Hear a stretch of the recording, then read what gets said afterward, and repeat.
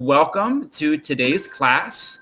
All right, I'm going to go ahead and start sharing my screen. All right, but the basic idea here, we are class number 3, right, in our section on time series. And previous classes, we went over basics for profit and then some intermediate stuff with, measuring the impacts of different holidays and change points and things along those lines and cross-validation. We're going to go one level deeper today. And the subject of today's class is going to be hierarchical forecasting, which is when you have some sort of top level forecast that can be broken down into smaller groups, okay? And so we're gonna walk through one variant of how you would do that today, and then probably next class, we'll go through a different variant and then compare the results. But that being said, let me go ahead and get started. Alrighty, let me get this going here. All right, can everyone see my screen? Give me a few seconds. Yes, okay, yeah. All right. Jello says yes, and so it is. Okay, all right, let's kind of go to the slides. All right, so yeah, big thing today, right, we're going to discuss is not just looking at a single univariate time series where you have a date column, in some sort of Y or things along those lines.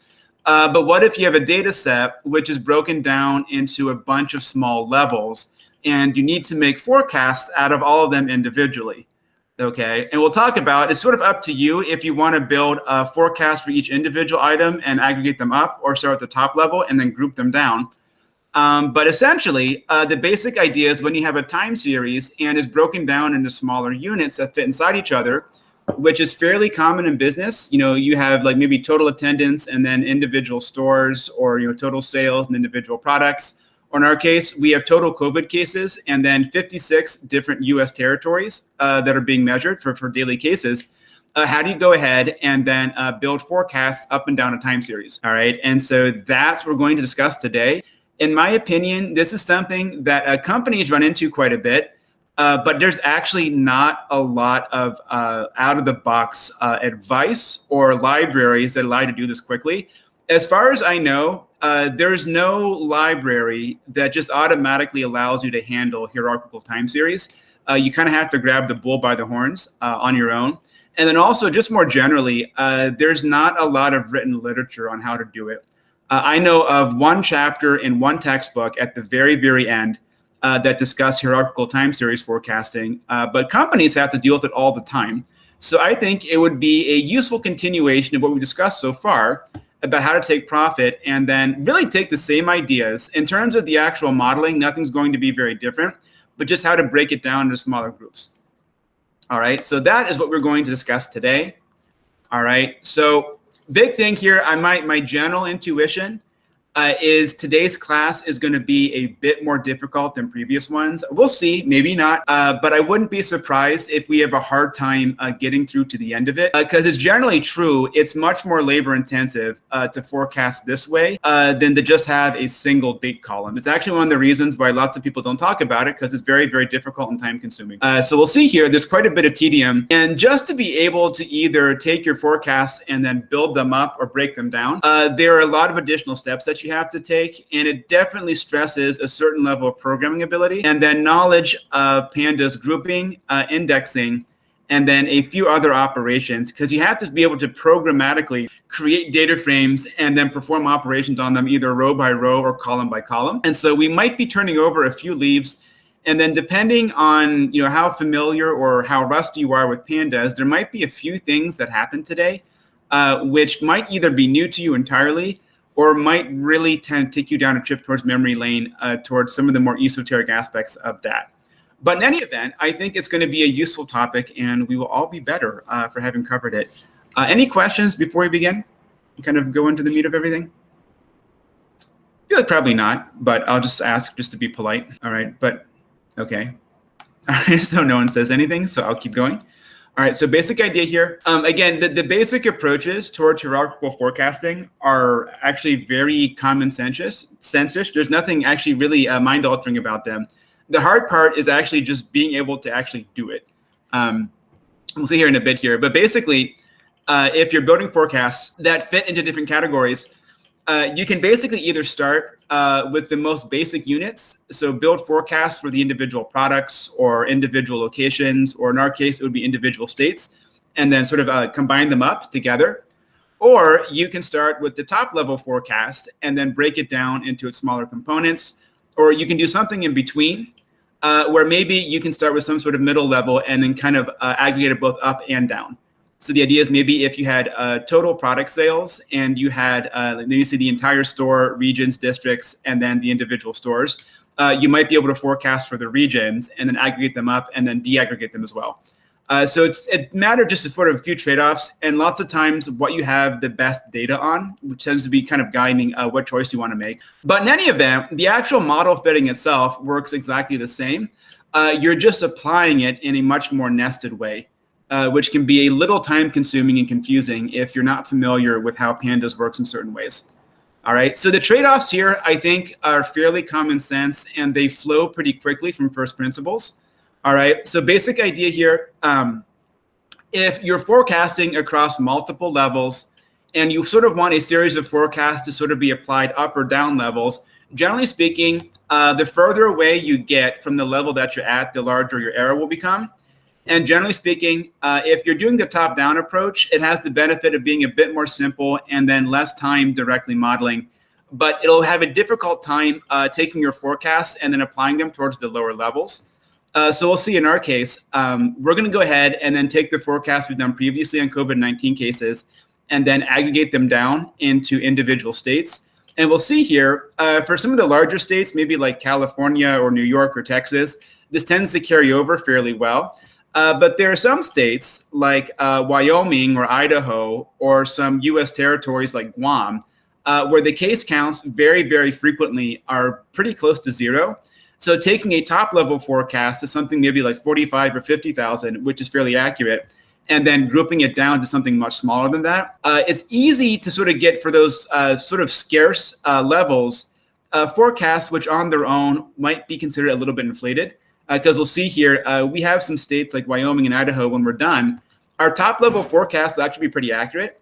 So the 5-day horizon will have about a 95% accuracy score. But for some of the lower levels, right, we might actually have an actual observed ratio, maybe 5 or 10 cases, but a predicted value of about 200 or 300, which is a bit off. But this tends to be a lot more straightforward, and it's less time consuming because you don't have to worry about fitting a bunch of individual models over and over and over and over again. Bottom up approach basically gives you the exact opposite trade-offs. You can schedule different types of holidays and circumstances and breakpoints for every single one of your individual levels. So you can exercise a lot more control, but it's the same thing. Once you start with the bottom and then go up to the top level forecasts might be less accurate than if you just sort of work with the top level forecast to begin with. The other big problem with the bottom up approach is lots of times your individual units will not have very good data. All right, so if you're trying to forecast products, it's very possible many stores might not actually have any individual product sales to actually forecast at all. Or you might just have a few data points. In our cases, we have many states in the COVID-19 data set where really the lion's share of their cases have all happened in the last couple of weeks. And so essentially, the first 2/3 of the data set is basically zero. All right, so there's not really a whole lot to make predictions on. And so a lot of times you'll deal with a lot of really weak time series. So it's always a little bit of a trade-off. But for today's class, we're going to go ahead and then take a look at the top-down approach and then probably either do bottom-up or middle-out next time we meet here. So basic idea with top-down, you take the forecasts that we did in the previous labs, and then you find ways to programmatically apply that to lower levels. In this case, this would be individual states. All right. So what this means is we can basically take the work we've done from the previous 2 classes and then see how we can apply this to all 50 states. And again, this will be useful because it's fairly straightforward. It's also good because lots of states don't actually have very reliable individual data. And again, the only problem, though, is at some of the more sparse levels, we'll see there might be a little bit of a disconnect between the top level predictions and then the very, very bottom ones, which we'll see here. All right. But this tends to be probably the most time efficient way to go ahead and fit models, especially if some of your underlying units aren't particularly strong. All right. And so with that being said, we're going to go ahead and get into our notebook here pretty soon. In fact, let's do that now. All right. So if you don't mind, let's go ahead, import pandas, numpy, and profit like so. And I will do the same.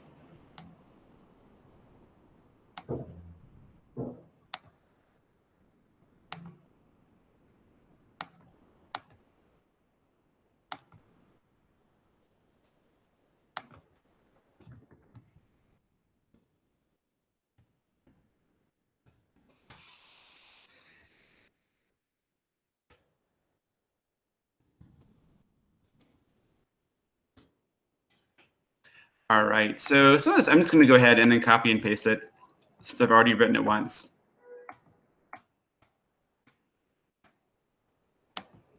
Here we go here. And then also in the same way, let's go ahead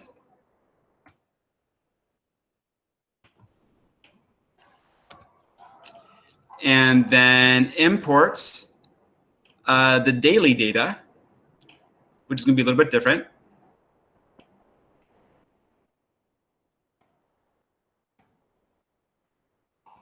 All right, and then when we're done, we should have a data set that looks like this. I'll go back to the notebook if you want to take a look at it,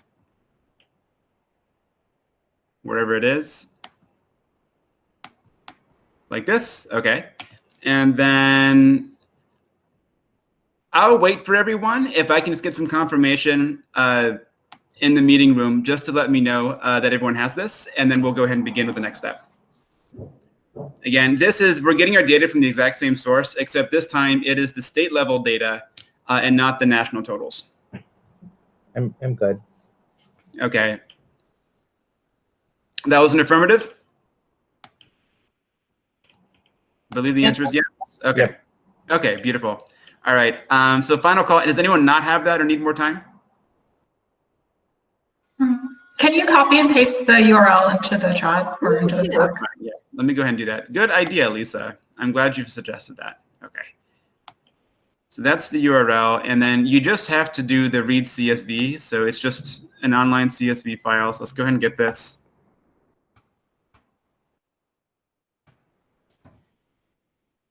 All right. There it is in all of its glory. All right. So you want to go ahead and then get it there. Again, do that. And then the date column is called date. So make sure you notify it that way. All right. All right. If anyone needs more time, let me know. All right. But if not, I'll go ahead and begin. All right. So basic idea here, take a look. This data set probably resembles a lot of the data sets people might actually have to make forecasts on. All right, so the basic idea is we don't just have some total value for the United States. We just have things for individual states within the entire country itself. Okay, if we take a look over here, it's much larger. All right, it's about 10,000 rows versus, I don't know, the maybe 400 that we had before. All right, and so the idea then, we actually have observations now for every single state on most days, but not all of them.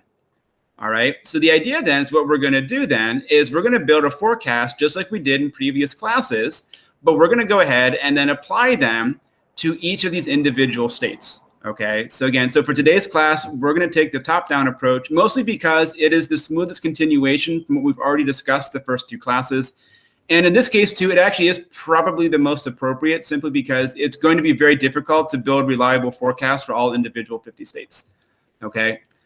So the idea here, when you're doing this, if we're going to fit a model on the entire time series and then break it down to smaller groups, all right, kind of the big question then is how you might want to go ahead and then break things down into the individual subcomponents. All right, and so there are varying ways of doing this, which range from being fairly fancy to fairly simple. We're actually going to try a fancier approach.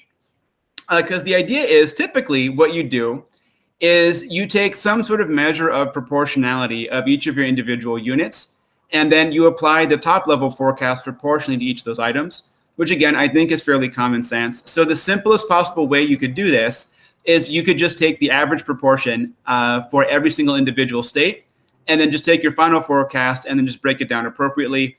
You know, so New York right now has maybe 400,000 COVID cases out of the maybe 6 million. That are in the US. And so we could just, make a forecast, make a prediction, for the next 10 or 15 days, and then just apply 8 to 10% of that towards New York. That though can be a little bit blunt, especially because if historically the proportions are quite different, then you probably wouldn't get very good results. That is definitely true for our data set, right? Because we know in March and April, New York basically dominated, but it's gotten progressively better since then. And then, states like California, Texas, and Florida have come to sort of dominate since then. They're receding now, and now states in the Midwest are actually getting resurgences. So if you look at case totals for a place like Illinois, Illinois actually just sort of set its new all-time high in total case counts last night. They had a little over 5,500, and then their previous high was back in April on 5,000. So in our case, there are a lot of dynamics that are shifting quite a bit. And so the stability of rank between the individual states in terms of how they comprise of the whole is very, very unstable. So something as simple as this, in my opinion, would probably not be a very good idea, although you could try it if you wanted to. I actually haven't done it myself. So if you want to compare approaches after today's class, you could go ahead and take a crack at this. All right. But I think intuitively, we could probably kind of imagine that just taking a blunt average and applying it uniformly towards every single state for every single day is probably not the best idea. A lot of times, the next step up you might want to do is proportionality, but something that's grouped by some other factor. Okay. So for example, we might be able to take total state proportions and then maybe break them down by quarter. Because perhaps, maybe in the fall, places like New York and places where it tends to get cold, tend to do better, tend to do worse because more people are using air conditioning. But maybe in the summer, the warmer states tend to sort of get higher case counts considerably because that's when people go inside, they spend more time indoors, things like that. So if you have some sort of regular seasonal pattern, you can do a slightly more intelligent way of figuring out the proportions. However, though, I actually don't even think our data set fits that standard either. Okay, we don't really have any true seasonal data. We don't have an entire year's worth to go on to figure out some sort of regular patterns. But conceivably, right, maybe if you worked in a particular retail store and you knew certain seasons, certain districts did better than others, and that was fairly reliable, you can maybe do some sort of grouping like that. All right, but in our case, really the proportions of different states and how they contribute to the whole are fairly frantic and irregular. And so what we're actually going to do is we're actually going to build a predictive model to actually forecast the proportions for our prediction horizon, and then use that to break down our top level forecast. Okay. So the idea is we're actually going to use profit in two different ways. All right. We're going to go ahead and then build the top level forecast for COVID cases. And then we're also going to use it to build a bottom level forecast for how much of the total cases each state should account for on each of the individual days within our time horizon. Okay, and then apply the results appropriately. And then we're going to do a bunch of pandas grouping and indexing in between to get from point A to point B. Okay, one thing you'll find out here, to actually get the state level predictions takes a lot more work than what we've done previously. We could just sort of like fit and then predict and then it was done. You kind of have to build a bunch of data frames and loop through them and then do a bunch of merging and indexing, but all in good time, and it's going to be a lot of fun. All right. So before we actually look into the code for how to do this, any questions so far? Okay. No question for me. Okay. All right then. All right. Sounds like we're good. All right. So moving on then, let's just kind of go ahead and get the ball rolling. All right. All right. So we have imports right over here, pandas, NumPy, Prophet. We have our data set right over here. All right, should look like this. There are no country level numbers for this. All we have is state level data right over here. All right, so the first thing we're going to do here is we're going to go ahead and then start doing some aggregations.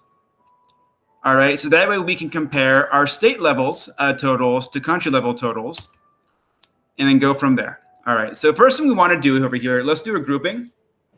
All right, and so what we're doing here, we're basically saying for every single day in the time series, all right, take the value of positive increase, which just tells you how many new cases there were that day, and then add them up together. So for the country as a whole, all right, these would be the individual case counts. So let's make sure we're here. All right, and then when you're done with this, all right, I didn't do this right over here, but I would just go ahead and then just save this as a variable. All right, so if we have this, we will probably need to use this later on. And my feeling is I probably forgot to put a slide in here. All right, so the idea then,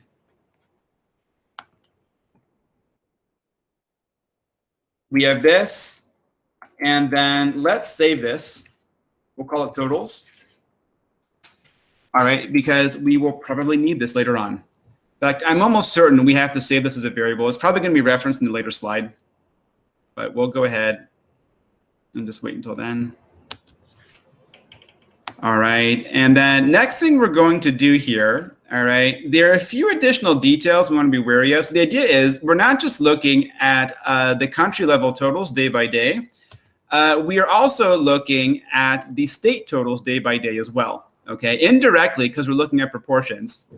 But in any event, profit, if it has a shallow data set that is heavily zero filled, lots of times it will struggle generating predictions in the first place. So what we're going to do here, if you look at this date right over here, February 29th, 2020, this actually almost for the country as a whole, there were almost no recorded cases, okay, officially. I mean, there were unofficial cases, but we actually look at our data set. Most of the values for the country as a whole before this date were basically zero.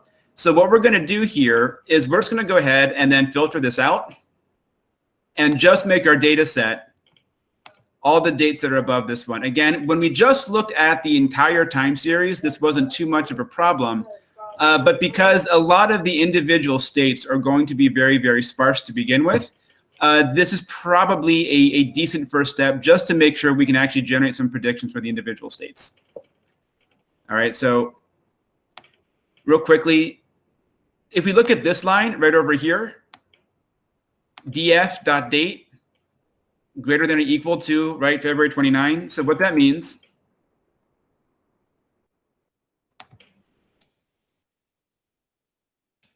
this just creates the index right over here, right, telling us if this value is true or false or not. And then the idea then, we're just saving this as a variable called query.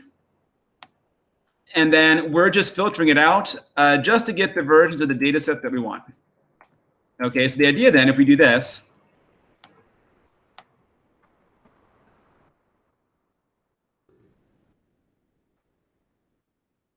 like this right over here, all right, we've basically said only grab dates on or after for February 29th, 2020, and just grab these three columns right over here like this. All right, and we will just work from there. All right. So if someone's let me know in the chat if we all have that, so we're good to go to the next step. Okay, beautiful. All right, okay, so moving on. All right, and again, if you were just doing the univariate time series, that wouldn't really be too big of a deal. But if the first half of your data set is all zeros across 50 different models, it will make things a bit unreliable. Okay, all right, this looks like what I was doing before. Okay, so df group by date and then positive increase. I'm going to go ahead and then backtrack here a little bit. Okay, so this variable that we had here called totals, I jumped the gun, and I was actually probably more present 2 nights ago than I gave myself credit for today. All right, so what we want to do here for totals, let's make one small change to this. All right, so if you look over here, the variable I have for totals. Okay, we talked about this last class. Okay, totals is a series, which basically means a single column. All right, for today's class, for some operations we're going to need to be using, we're going to want a data frame. So to turn it into a data frame, just take this variable that you have right over here, group by date, positive increase, and just add the second bracket like this. All right, so again, same thing we had before, just add an inner bracket right over here. All right, and then the idea here, if you look at this, the formatting is different. We have, right, the kind of the color coding over here, and then we have the column labels. But also, if you look at this, the reason why it appears differently is because it's no longer a series, it's now a data frame. And then aside from the cosmetic differences, there are some operations we're going to need to use today that are data frame methods and not series methods. Okay, so make sure, right, our daily case counts for the entire country look like this right over here. All right, and so we move on. Okay, that's just what I said right over here. Just make sure you save it as a variable. All right, so let's take a look over here. This line is maybe a bit more involved. Lisa, you took the workshop, and so we didn't actually have enough time to go into this. But everyone else here inside the class, this is an operation we looked at, although for some of you it may have been maybe a few months ago, depending how active you've been with Pandas since you last took the class. I'll paste it in the Slack channel if you want to take a look at it. We're going to be doing a lot of this today. So hopefully by the end of the class, you'll be more comfortable with the command. All right, but let's take a look. All right, and then what I want us to do is let's just look at this first line right over here. Okay, df.merge totals left on date, right on index equal true. All right, let's take a look what that is, what that does. All right, so first, let's make sure we know what df is. All right, so we have our dates, we have our individual states, and then their individual case counts. So the idea is,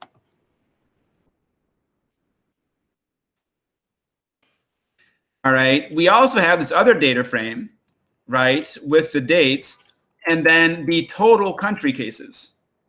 Okay, so what we're going to do is we're going to combine these two, all right, to be able to calculate daily proportions for each of the individual states.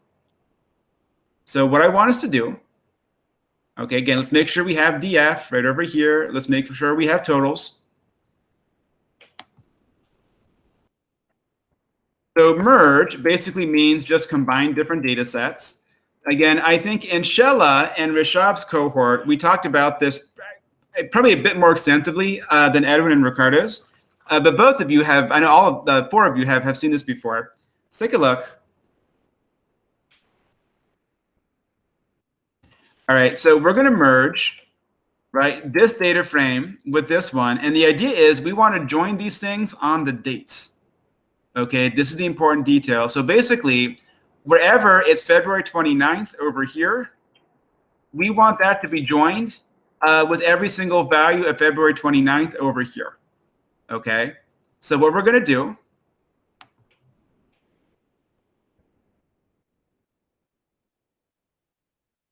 in this case, df is the left data frame. And so we want to join on the date column. Okay, and then on the right-hand side, this is totals. We have date right over here, but something we want to be careful about. In this case, the date column is the index. Okay, so what that means is if we do this, totals, and then grab date, it's going to get an error message because literally in this case, date is not a column. It's being used as the index. All right, so in this case, we can't specify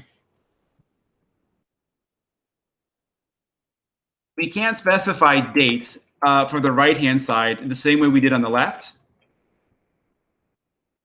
All right, so what we want to do is we want the left column to be date, and we want the right column to be joined on the index right over here like this. Okay, so in this case, you would just say true. So left column, look at left data frame, look at the date column, and then right data frame, just look at the index. All right. And so if we see this,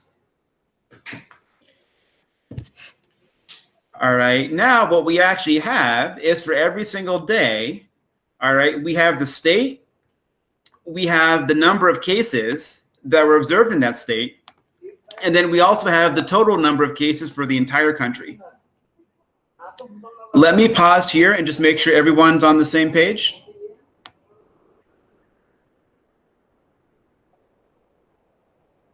Okay, good. Shella says yes. Yep, I'm good. We're going to be doing a lot of merging today. Like a lot of things are sort of doing things at the aggregate level and then sort of merging it back into the state level to do all sorts of summary statistics and calculations and things like that. So literally most of this lab is going to be something very similar to what we're doing right now, just sort of repeated in different incarnations. All right, let's take a look over here.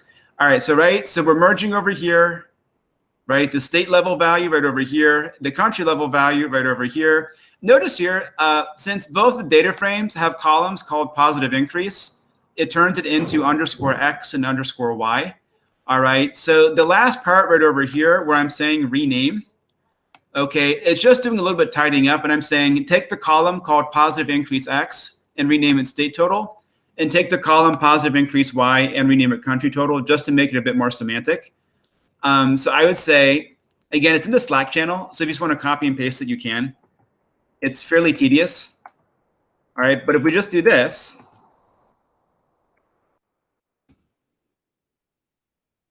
all right, that is our new data set. And I believe here, yep, the next here, this slide basically says just make sure you save this as a variable. All right, so the idea is this was just to demonstrate what it looks like, so we make sure we know what we're doing. But just make sure we say df is equal to this. All right, and so this way, our new data set has both the aggregate and the individual values right over here. All right, and so now that we have this, so every single day, right, we can compare the state value with the country value. Calculating the proportions is fairly straightforward. Okay, so all we have to do, all right, we have this right over here. Okay, just make a new column called portion, right? And so all it is the state total for that particular row divided by the country total. So fairly straightforward. I'll give us about 20 seconds to go ahead and type it in. But again, we're just dividing the one column by the other one. Okay, I think one of the more useful take-home points from today's class is we're going to do a lot of reshaping of a data frame to kind of continually morph it into the form that we need to keep on doing all these aggregations and joins. So I think it'll be pretty enlightening, hopefully. Turn over some new leaves for us. So let's go ahead. I'm going to go ahead and just paste it in here. Okay, and so now if we take a look, all right, for every single state, for every single day, we have the portion of the country's total that it represents right over here like this. All right, and so next up, okay, if we wanted to double check, all right, you don't need to save this as a column. This is just a quick sanity check to make sure all of our proportions are coherent. And so basically now, if you add up all the proportions for every single day, they do add up to 1 right on down the line.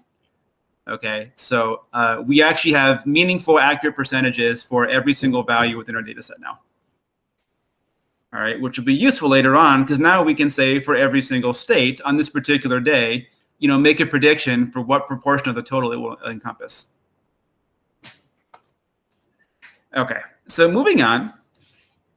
And again, you don't have to save this. This is just a quick sanity check just to make sure the results themselves make sense. All right, so moving ahead, what we're going to do here, we're going to take a look at a pandas method, which I'm going to guess most of you are probably not familiar with. I remember in Shella and Rishab's class, it did come up once when we had the class about the hierarchical time series and we were doing the time shifts with the stocks, that lab. Alex and then Mike asked a question about sort of taking a data set and then transforming it from a hierarchical data set to a flat data set. And so we talked about this method once for about 15 minutes. In Ricardo and Edwin's class, I don't think this ever came up, but let's take a look at what it does here, okay? All right, it's called pivot. And so what it does here, right, let's take a look. We have a data set over here. Right, so notice right over here, every single row represents a unique sample. And so we have 56 different values for states. All right, what we're doing here, all right, is we're taking each individual state and then making it its own individual column. All right, so what this means is the date column, keep this thing over here on the left-hand side because we want that to be the index. For columns, we say state. So this means take every single unique value in state and make it its own individual column. And then we're saying the values are going to be the values inside portion. Okay, so all we're doing is we're just reshaping our data set to give us a different way of looking at how state proportions change over time. All right, so again, I'll stop right over here and just make sure we understand what we're looking at and then what these different arguments refer to. Because in my opinion, this method can be a little bit confusing sometimes. And it's not widely used from what I can tell. I'll go and paste it into my notebook so we can take a look. Okay, so are we good with what we're seeing and what we're staring at? Okay, I assume the answer is going to be yes. If you have questions, obviously, I am happy to answer them for anyone, but everyone seems like we're good. Okay, all right. So now the idea is the reason why we're doing this is just to give us a convenient way to visualize how proportions have changed over time.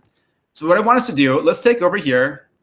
We have lots of zero values because remember, this data set here, when we break it down to the state level, there are a lot more empty values because for a lot of these states, there were just nothing collected during these days. So it's not even there to begin with. So let's go ahead. Let's fill everything with 0. All right, and the reason why we did this, it'll just give us an easy way to go ahead and then visualize how these results change over time. So what we can do, because we have a date as the index, and then we have the individual states here, we can just call the plot method. And just to make sure it's maybe a bit agreeable, let's make this 12 by 12. Let's do this. Okay, this thing looks fairly ugly over here on the right-hand side. We won't worry about it too much for now. But this is basically how the proportion of the total has changed for all 50 states over time. We can see at the bottom, right, maybe things are fairly consistent, but definitely at the top, different types of states have taken their turns being the COVID-19 hegemon, okay? So this is just a quick way if you wanted to visualize this without too much effort here. Just kind of tells you how the rank of different states has changed over time with respect to how much of the total they encompass. All right, so it's really nothing more than this. Just to me anyways, this would probably be the best, most intuitive way to visually inspect this over time. Probably if you wanted to go ahead and do something like this in Seaborn or some of the more modern libraries, we could probably do some more interesting things like maybe filter off the states like this. But for now, this is probably a useful picture just to capture the dynamics visually of how these different proportions are changing day by day. All right. So nothing more than that. We're not really going to use the pivoted data set for the rest of the class. But I always find if you want to visualize a multivariate time series, usually having the pivoted table tends to be most useful because that way if you call plot, the time series index just makes it really easy to go ahead and then pull together a bunch of different line charts, which we can see over here. All right. So in any event, all right, that's this part right over here. Again, maybe just some visual evidence of how, right, the rank of different states has changed from the beginning of the time series from the end. Because I believe over here, yellow on the left-hand side is Washington, where that was first occurred. This is New York, right over here. And then we can see over here, right, where California, Florida, Texas, and things like that began to ascend. And then they've sort of waned a little bit beforehand, right, so on and so forth. I find it visually descriptive, so we'll take a look at it.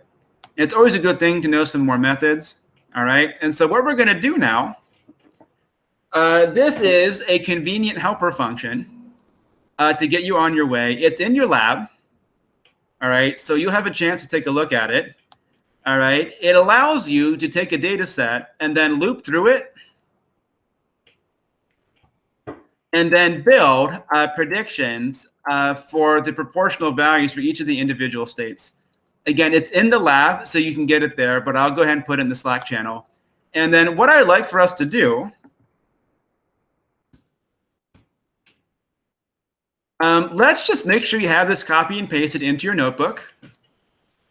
All right, and then what we're going to do here, we're going to take about 10 minutes just to walk through this line by line to make sure we understand what it does. Okay, and then you're going to go ahead and then use it for yourself inside the lab.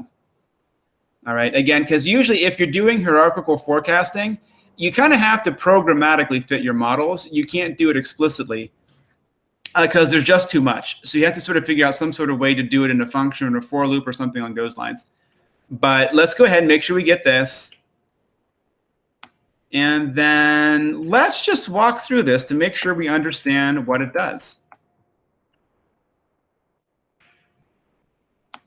All right. So the final idea here is if you take a data set and you put it into this function right over here, the big thing here is when you're done, okay, it'll give you output that will look like this. All right. We have the date for the individual time series. And then we also have individual columns for each individual state with the predicted value of their proportions. Okay, so the idea is if we take a data set like the one that we have right now and then put into this is what it should give us as output. Okay, but what I want us to do is let's just make sure we understand what it does on line by line basis. All right, let's take a look. All right, it takes 3 different arguments, one called df, one called level var, and then the other one here referred to as date index. All right, so let's take a look what we're doing here. So df, right? You can probably guess what that refers to, right? That is this one, okay? The data set that you want to go ahead and fit. Okay, one thing I'll note here, it's also noted in the lab, you want to make sure you change these column labels to ds and y because we're predicting portion. So you want to make sure you go ahead and make that change before you pass it in. All right, but the idea here, it takes this in right over here, level var. Okay. Level var is the column that you want to use to build your individual forecast. So the idea here is we want to predict the expected proportion for each of the 50 states. Okay, so the idea then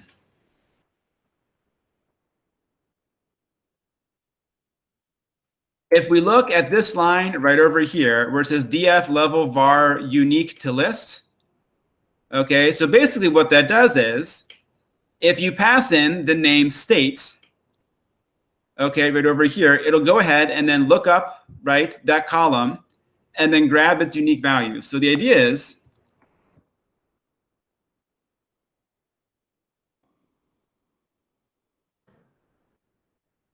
all right, if you take this command right over here, okay, what it's doing, it's just going ahead and then it's turning that into a list right over here.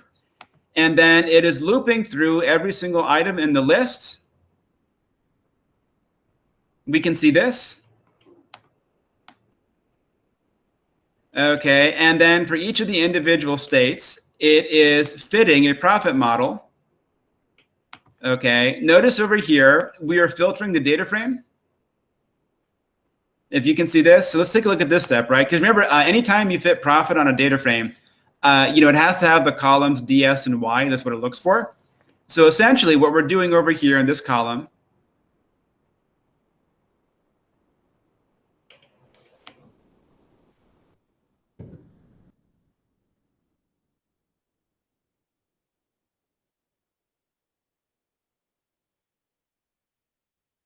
we're doing this.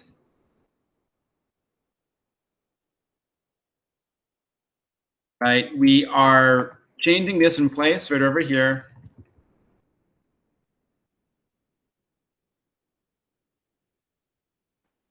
All right, so this is our data set. And so the idea then, all right, so we're fitting the time series. We have the proportions right over here, and we're going to do this for each of the individual 50 states. So, and again, the function basically does this for you programmatically.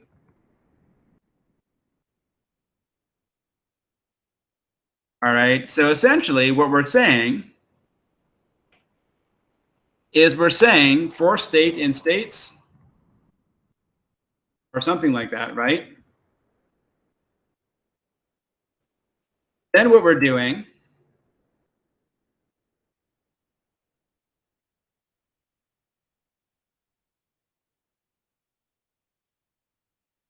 Okay, we're building a query right over here, right? So this line, that's what we're doing right over here, right? And then we're just filtering the data set and then sorting the dates to make sure they're in ascending order. And then we're going ahead and then we're fitting the model on this data set right over here. Okay. Are we okay with that basic idea of what we're accomplishing here so far? Again, it runs automatically, so you can just pass in the argument, but it's probably a good idea to understand exactly what it does. So we're taking all the individual 50 states and then filtering out the data frame and then fitting profit on just that particular data frame. So that way we can go ahead and then build a forecast for what the proportions are going to be in the future. Okay. Real quickly here, let's take a look at a few more lines of this. In the first class, I believe all of you were here. Remember we talked about saturating maximums and saturating minimums. So for lots of times, forecasts actually will be bounded by some sort of upper and lower level. So in this case, we're predicting what percent of the total each state will be. So that's going to be capped at 0 and 1. So what we're doing here, right, we're just adding these columns to our data set. And then we're making our future data frame. And then what we're doing then is we're making our predictions for those individual states right over here. And then the last thing we're doing is we're adding these predictions as individual columns to this data frame called master PRIDS. Okay, and so master PRIDS brings us to our final argument over here, what's called date IDX. And so the idea is this function asks you to specify a date index that you want to go ahead and then make predictions on. All right, so the way this works, if you just want to go ahead and then create a date range in pandas,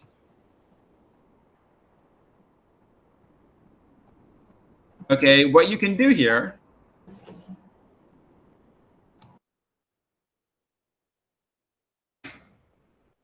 you can specify the time frame that you want.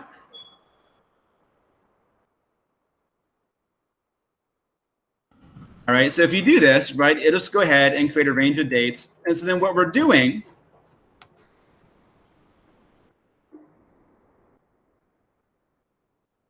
we're saving this as a variable. And this thing called master PRIDS, okay, if you look at what we do over here, we initialize it over here at the top of the function, and then we turn it into a data set. Okay, so basically what it's doing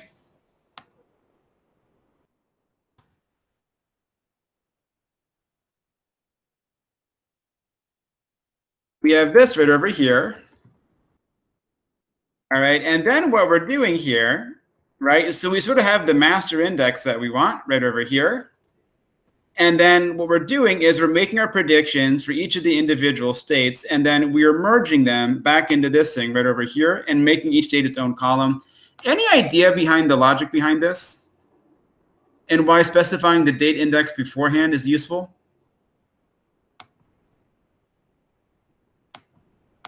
Any guesses? Is it because some of the states have 0 values, so they don't have? You are definitely on the right track. Yeah, it basically comes down to the idea is not all these states have observations on the same days. Right. Okay, so that means if you just sort of make prediction for each of the individual ones and then try and combine them together without some sort of underlying index, they will all be different lengths, and that makes it very, very difficult to concatenate everything together at one time. So the idea here, if we take a look,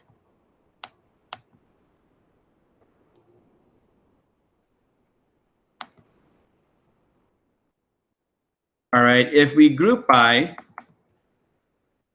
date, and then go ahead and then count how many values we have for each of the individual states. Okay, we can see here, it's not like we have 56 observations for every single day. Okay, so therefore, right, whenever we make this prediction data frame, okay, and again, we actually have to have some sort of master data set of all of our individual states to be able to go and perform operations on them. So therefore, if we have differing lengths of indices with the different sets, it is more useful to think of a master index we want to go ahead and then tether everything back to. So this will create a few empty values where nothing exists, but it'll allow us to have one cohesive data set that we can go ahead and use for further analysis and then go ahead and then build our aggregations off of. Okay, so that's where we go and specify that over here in the first hand, make a data frame out of it, and then for every single prediction that we make for each state, merge it back in. Okay, so I think, Rashab, yeah, you're basically correct, right? There are 0 values or no values, and we want to make sure we harmonize differences between all the individual levels. Okay, and so if you run this function, it takes a few minutes, right? But essentially, once you run it, I forget what it's called, build hierarchical forecasts. Okay, all right, so the idea then, let me just make sure we have this. It should work the way it's right over here. So build hierarchical forecasts. So what we would do then, right, the data set is df, the level is state, and then the index is date IDX right over here. And I think if we run this. I have one question Sure. on the function. So like, how does it ensure that like the sum of all proportions for each date is 1? We're going to handle that at the end. So pretty much what we're going to do then, because they're actually not all going to add up to 1. So before we actually do our final aggregations, we're going to coerce everything so it adds up to 1. Okay. Yeah, we're going to rescale the proportions before we take our final forecast and then merge it back in. That makes sense. Yeah. But that's actually, we're going to do that after the lab because honestly, I think it can be a little bit confusing. So the lab, you're going to walk through, load in the data, do some of your groupings, build your model using the presets that were determined from the previous class, and then go ahead and then run this function. And then when we're done, we'll go ahead and then do a bunch more grouping to go ahead and get our final predictions. Could I see the date index variable again? Sure. It's actually a useful method. That one.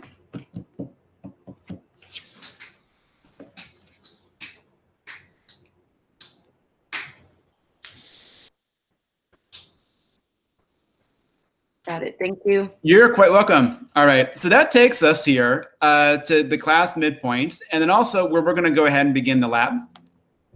All right. So you look at this right over here. Again, it's in the Slack channel. If you can't get to it, let me know. All right. So the idea is we're going to load in the data sets. We're going to do some of the grouping and the merging and things like that to calculate the proportions. Do a little bit of filtering. We're going to have a training and a validation set. Because this is fairly intensive for fitting, and because the actual most informative part of our forecast is going to come from the top level, which we have already cross-validated, what we're going to do is we're just going to have a training set and a validation set, and then we're going to score everything on our validation set for out-of-sample predictions. But we're not going to do any sort of nested cross-validation because the idea is we've already done that with the top-level forecast. But in any event, you'll go ahead and then siphon your data set into 2 different groups, training and validation. And then you'll build the profit model for the top level time series, and then go ahead and then create your predicted proportions for each of the 50 states. And then we'll go ahead and then reconvene after that and then make our final predictions. Okay. Questions? Well, hopefully we're ready for a good time. So let's go ahead. I'm going to also include a 15 to 20 minute break. All right, so let's assume it's 1:36 right now. We'll reconvene at around, let's say 2:15. Okay, to go ahead and then do the lab and talk about it, and then we'll wrap things up after that. All right, questions, anyone? All right, beautiful. All right, so I'll go ahead here. I will stop recording. Okay, beautiful. All right, everyone. All right, so welcome back. All righty. So we'll walk through the solutions manual, and then we'll spend the last half hour of class sort of going over exactly how we could sort of finish up what we started and kind of take the forecasts at the top level and actually sort of project them onto the individual states. But before I do that, any general questions people had that might be outside the standard route of what we take when answering going through the lab material? All right, I'll take that as a good sign. All right, so let's go ahead here. Let's just walk through the solutions. All right, and again, if something came up that was perhaps a bit confusing or you don't quite understand, feel free to let me know. All right, so basic idea here. All right, the answers are pasted onto the slides themselves. Okay, so we load in the code right over here. We can't see your screen. You can't see my screen. Okay, all right. My apologies. It's not on purpose, I promise. I just forget things. I can't help it. All right, now can you see my screen? Yep. Great. All right. Okay. All right. So anyway, okay. So lab. So first part over here, right, is just loading in the data set. So a few of these steps are a bit of repetition. All right. So the idea then, if one were to load in the data set, it would look. Actually, that part was so trivial. I didn't even have the answer part over here. I'm assuming everyone is okay at that point. Hopefully you guys can load stuff in by now. So, all right. Second thing it asked you is, all right, daily portion of all the individual values for states. So, right, this is quite similar to what we did previously, right? Kind of just repeating the same step is to build the top level forecast. You need for the entire country how many states we had each day. So I'll just do it again here inside the lab itself.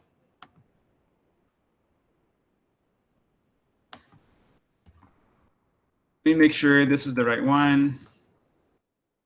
I already have the country total, but I'll just go ahead and do it again here just for,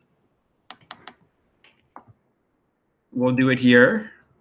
Right, so same thing. By the way, being able to group stuff and get aggregations and then merge it back into rows which contain a smaller level of detail is a very common and useful data processing technique when you're getting stuff ready for models.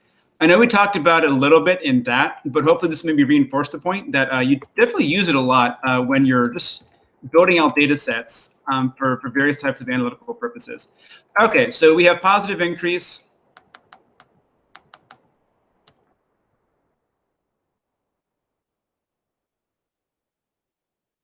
So you group by date. And then for every single day, sum together all the positive increase values like this. Okay, and so that gives us, right, this value right over here. Same thing. A lot of times, I think the data processing for today's class can be a little tricky because there's a lot of renaming and you have to do things a few different times. My guess is that's probably a lot of you what you end up spending a lot of your time on and just sort of getting some basic commands to work correctly. All right, so we have this thing right over here. So same thing. We're going to merge on totals and then left. Right, the left is going to be on the date. And then on the right here, totals is the right and date is the index. So we'll do this right over here. All right, and so we do this. And we have a lot of stuff here. A lot of it we don't even really need, but okay, it works for now. All right, so we can do this. All right, and then a little bit of cleaning up here. So same thing, right? We're going to drop the values that occurred before the 29th. So let me go ahead and do it now.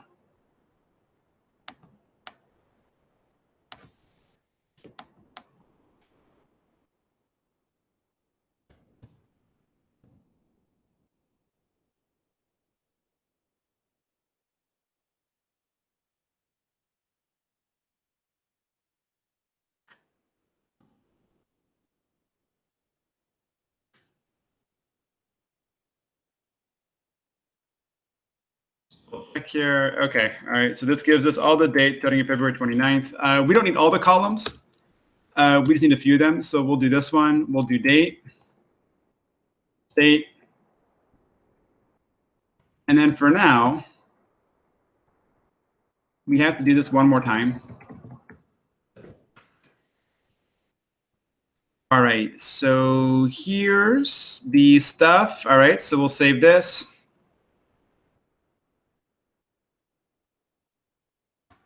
And same thing, just a little bit of renaming. You don't really have to do this, but I think the _x _y stuff is a bit tedious. So I prefer just to keep it more readable. So I'll go ahead. All right, I'll just copy and paste this for now. Don't feel like it's too urgent. All right, so we'll do this.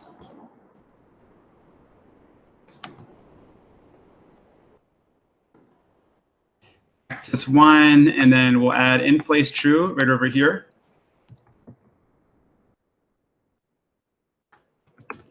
Okay. So we have a slightly modified version of our data set. Okay, with the 0 values filtered out, and now it's aggregated with the country level totals. And so moving ahead, all right, talked about here, right? Training set, validation set. If you remember from that, you could use train test split if you wanted to, but lots of times it's not too complicated to create your own training and test sets. It's a fairly straightforward process. So in this case, right, just creating a query for dates that are less than August 20th, and saying if all these values are true, that's the training set, and then if they're false, then that's the validation set. So I'm just going to copy and paste this here, just to save a little bit of time.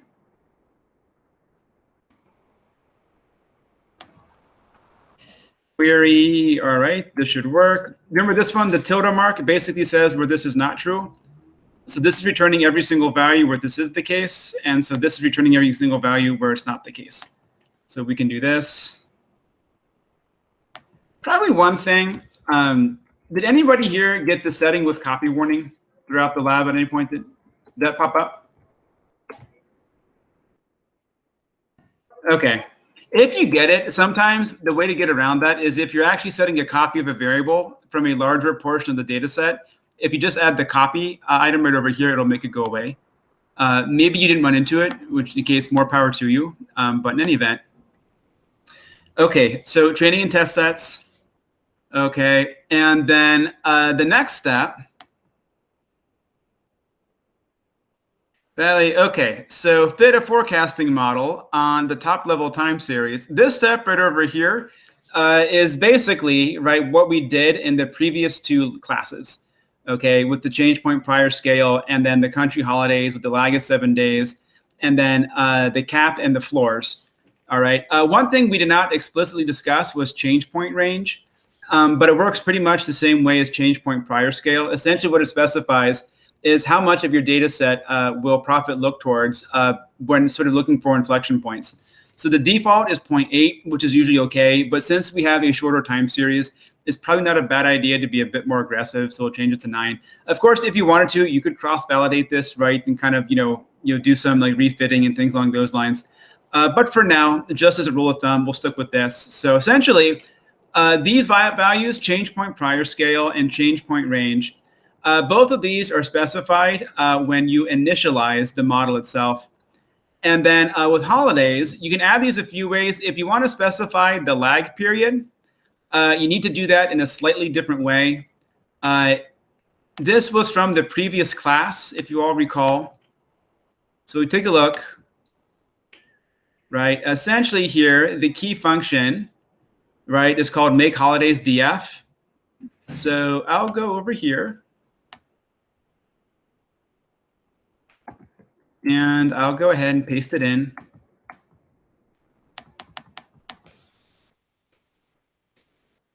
All right, so we have this one right over here. And so holidays now is just the data frame, all right, with the list of all the US holidays for the year 2020. We only need the year 2020 because that's all our data set comprises. If something went further into the past or into the future, we'd want to include additional years here. And then if anyone recalls from last class, we did some cross-validation, some model fitting, and we tested different lag values for holidays. Okay, And so we found 7 had the best of results, even though the results were fairly modest, perhaps not even significant.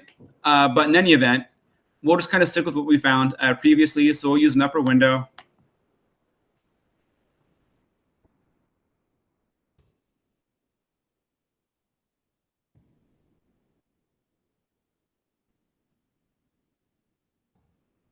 Okay, 0. So essentially what this means, just to re-jog our memory, by saying upper window and by specifying these holidays, essentially the model is going to look for these effects up to 7 days after the event happens. And so in this case, right, because when people get COVID, they typically don't show symptoms until sometime after they're finished, after they actually initially catch it. This is maybe a bit appropriate versus looking for effects that happen on that particular day. All right, so we do this. And so now what we can do here, initialize.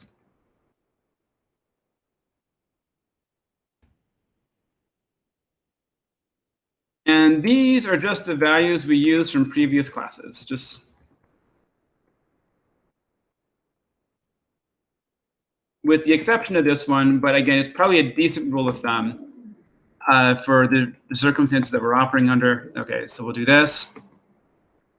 All right, and the other thing is specified. Actually, I don't think this was in the solutions manual, so I apologize. It mentioned here, the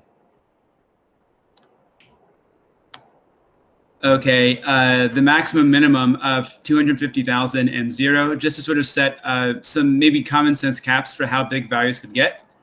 All right, and so in this case, what we'll do here,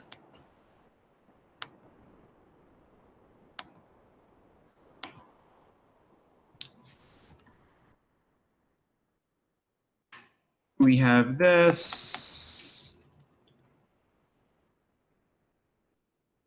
All right, this is what we want here. So what I'll do here,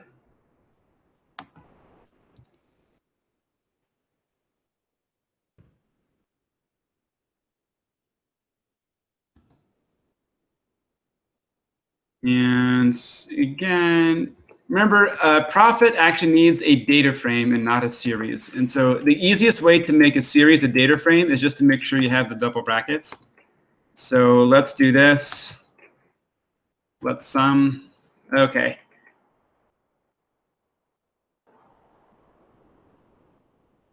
We have these values, which don't look like they've been filtered out yet, but no worries. All right, and then, okay, all this does is it just pops the index out. So we take a look at this right over here. Okay, before the reset index. Okay, right over here. I'm sorry? Quick, should it be country total or state total?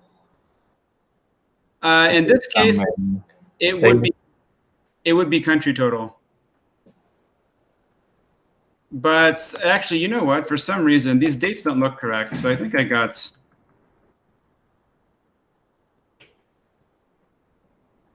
I think my query is incorrect here. Hold on. So hold on, let me backtrack here.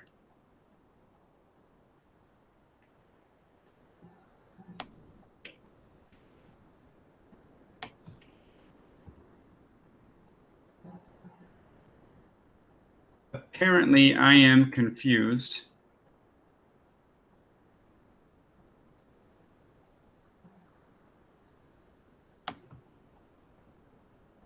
One second here. I had to take.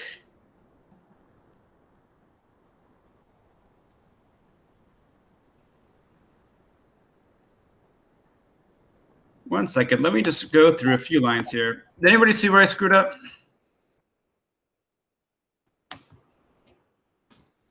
Let me just.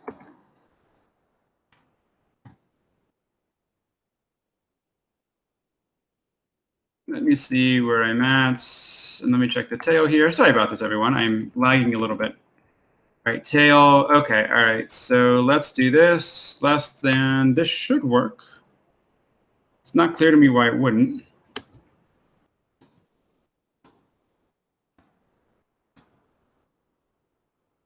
Okay, that's the head. That's the tail. Is it greater than or equal to versus less than or equal to for the query? Yes, that's correct. Thank you, Shella. That was the error. Yeah, that's correct. Okay, let's do that again, and then we should be okay. Thank you. Yep. Sorry about that. All right. Da-da-da. All right, so let's just run through this one more time. And I think you were correct, right? Because we were just saying grab all the dates from January 22nd to February 29th, which was mostly zero filled and not very interesting. Okay, head. Okay, this looks better, doesn't it, everyone? I think we're... Okay, there we go. All right, so... All right, let's make sure I have this correct. I think I do, but you never know. Okay, that looks good. All right, this looks right. Okay, yeah, there we go. All right, okay. Alrighty, so we have this right over here. Beautiful, and then DF train. These results should look more coherent, and they do. All right, so let's go ahead.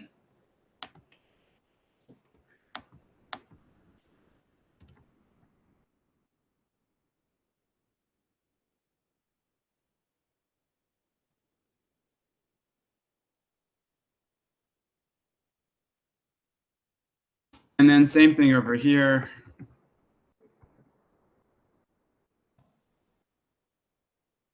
And then the floor, I'm making some unforced errors here, everyone. Sorry. If you catch it, you can let me know. All right.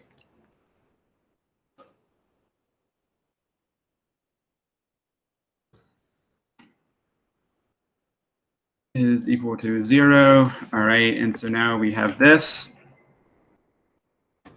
And then what we're going to do here, let me just see if I have it here quickly. Okay. And then we should just be able to go ahead.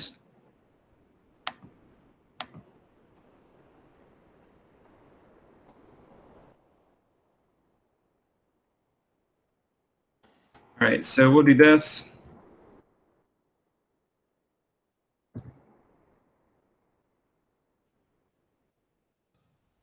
And perhaps this could have been done in a slightly more efficient order. But you know what? Practicality was never my strong suit. So unfortunately, we'll just have to watch me lumber through this a little bit. So country total, that will be Y. Axis equal 1 in place. We'll just do it in place like this. And then we'll do the same thing for val, just to make it consistent.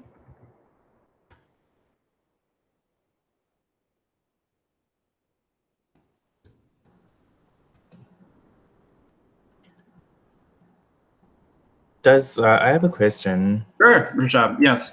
So when you're only isolating the date and country total columns from that data frame, and then fitting the model in profit, yeah, does it automatically dedupe the rows, or I'm sorry? Does it automatically only look at the unique rows, because that data frame had multiple entries to the same date because it's broken out by state? Yeah, so in this particular case, you should actually group by everything and then look at the state total itself. Because you should just have a univariate time series. So pretty much what you should do then, so group by the date right over here. Date, Y, actually, you know what? I think if you do group by date and then by and just look at the unique values, that should be okay. So essentially what we could do here, hold on.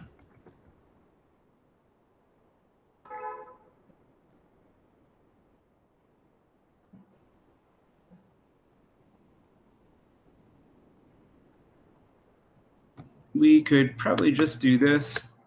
DF train group by DS state total. Okay, and then this would effectively be the data set right over here. So these are the aggregated values from beginning to end. And I am taking a few more steps than I should. Like, I think I've renamed this thing about 4 different times. So bear with me.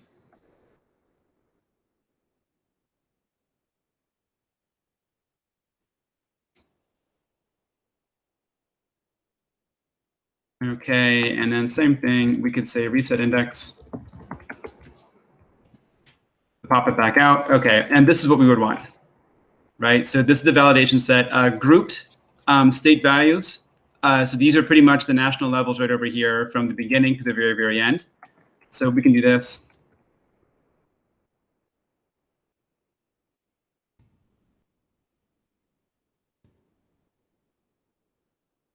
Okay, and then now, I'm sorry, I know I've actually typed these things in now about 3 or 4 times.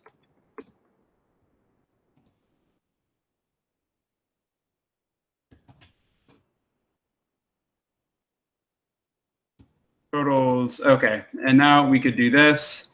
And then when we initialize profit, if you have the caps, you want to use logistic growth.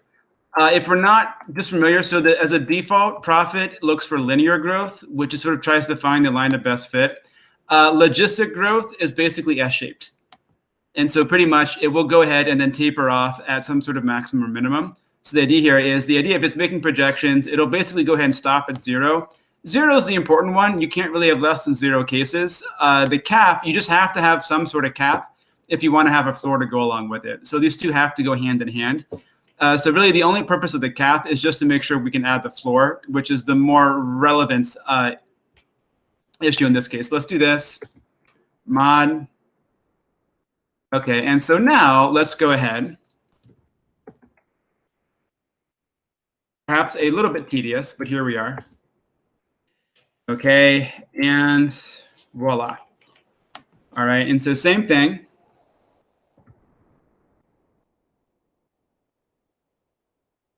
And I believe it's at 15 periods into the future, if I'm not mistaken. We'll just do with that. That should be fine. Okay, and so same thing. We'll add the cap and the floor.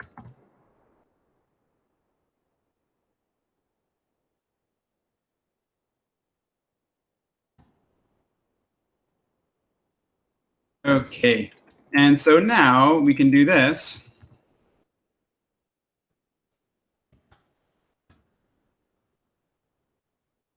All right, it takes a while, and of course, when you're done,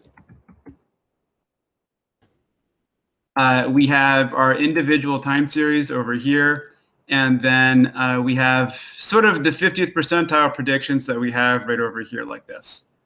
Okay, and that basically took us to step 5. Questions so far? It is maybe a little bit tedious, but you know, it's what you have to do. Actually, the last 20 minutes of class, I actually think are going to be even a little bit more grading, because you have to do a bunch more grouping and merging to kind of project your forecast onto all the states. All right, but questions so far, that was 5, and then 6 was just sort of taking the function that we had and just building out the projected ratios for all the individual states. All right, so let's do that if we're okay with everything. All right, so let's just take this function.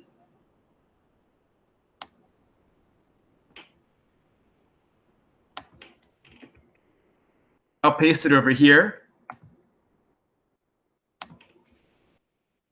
All right, so we have this. Same thing, creating the date index. Right over here. And so this, I think this is probably going to be the 5th time I have actually renamed these columns. Let me just take a look here. We'll create the index.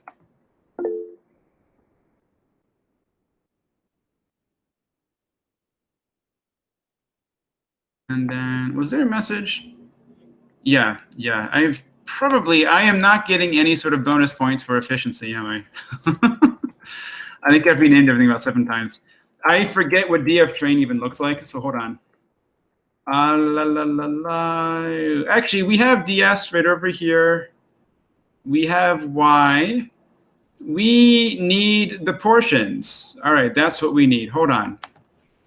Okay, so we have df train, df val. Okay, so same thing. We have state totals. Let's make the portion.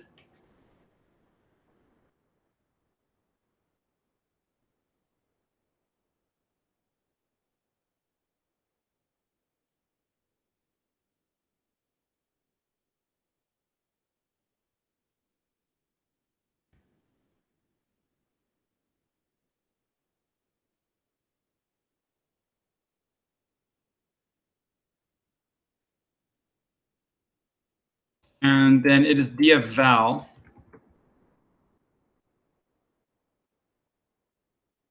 All right, and then train, right, state total.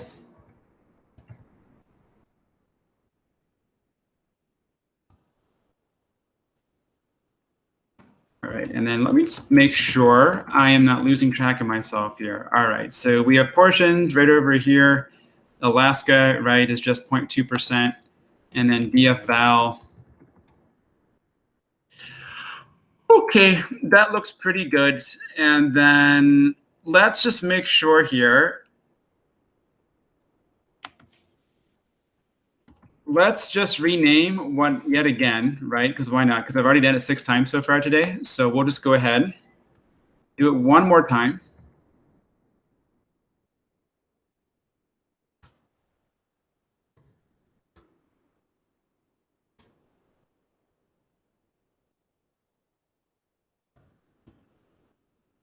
Total, all right, and then we'll rename portion. In this case, portion is Y.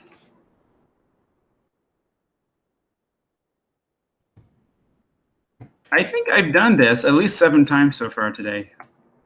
Like just in the last 20 minutes or here, renaming these different columns. All right.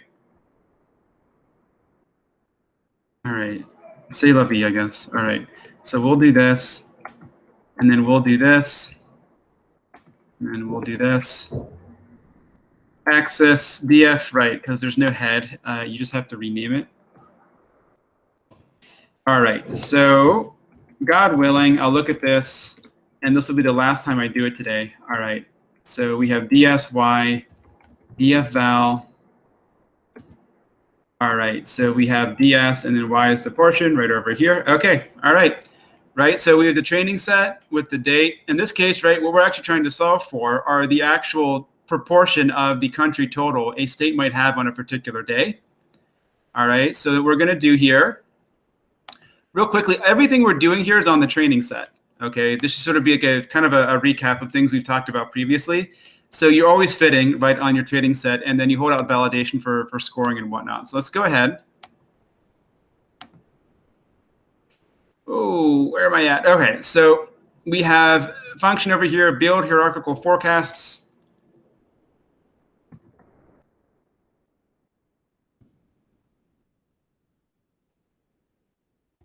And this should basically have taken us to the end of the lab. All right, so we'll do df train.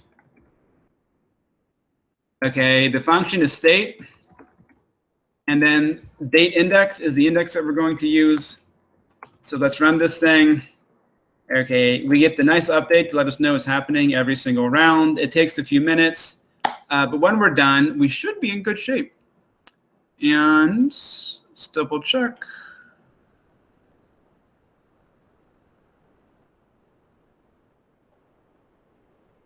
All right.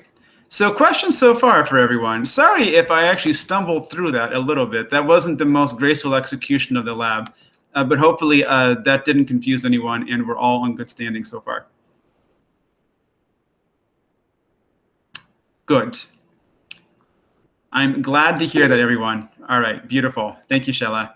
All right, and so let's just kind of give a few more minutes, wait for this thing to finish fitting. And so estimated ratios then, right, should be this 840 by 57 row data set with all the projected values. And then what we'll do here, we'll spend the last 15 or 20 or so minutes just kind of walking through the final steps of kind of taking what we have and turning them into state level forecasts.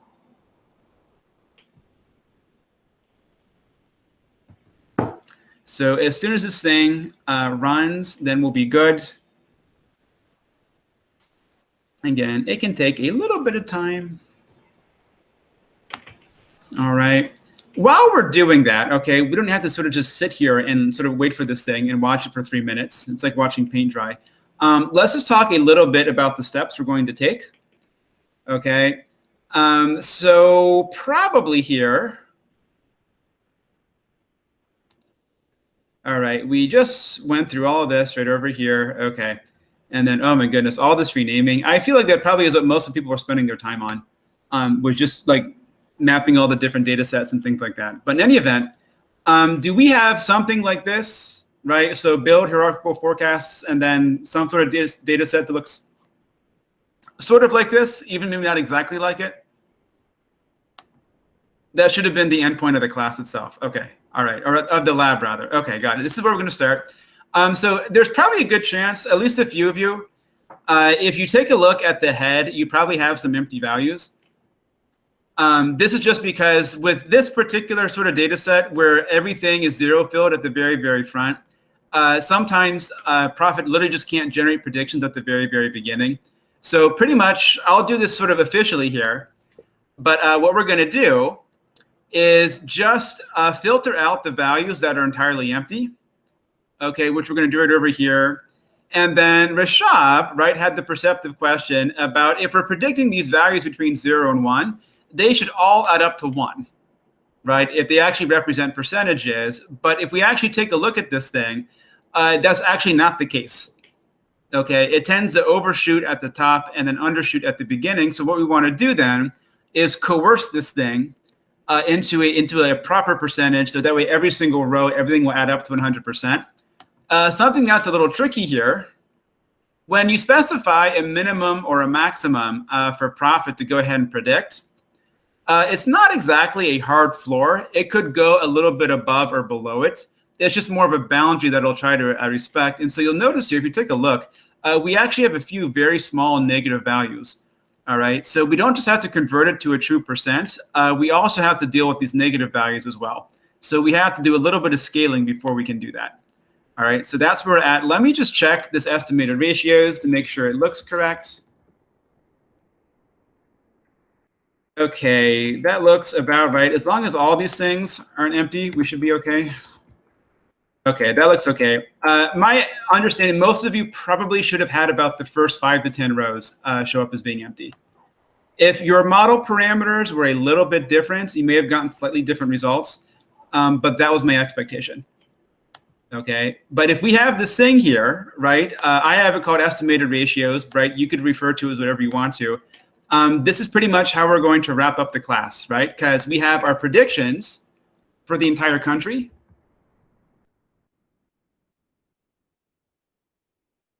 Right over here, okay? And then also, right, we have these estimated daily proportions for each individual state. And then what we really care about here is the validation data, right? We know these are going to be fairly noisy for various reasons, but we actually want to care about is the predicted ratios for the dates that our model hasn't seen yet. All right, and so we're just going to go ahead and wrap this up and project this onto that. It actually requires a little bit of Pandas Jiu-Jitsu, okay? And so that's where we're going to end things up. Okay, so questions before we continue. All right, so moving on. All right, so first thing we're going to do here, let's take a look just to make sure we're clear with what's going on here. Because again, there's a lot of filtering for this kind of stuff, right? Dealing with hierarchical time series is a lot messier than just kind of having one column that you have to worry about. Okay, so this will tell us, okay, if something, okay, is filled in or not. So the idea here, all right, we do this. Notice here I am excluding the date column, okay, which is a small detail. All right, and then here, so this is false right over here like this. All right, and then what's going to come next?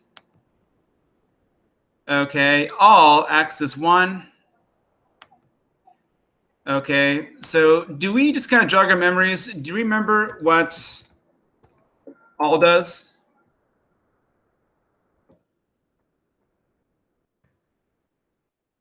All right, it's actually a Python function. The basic idea here, if you have a list,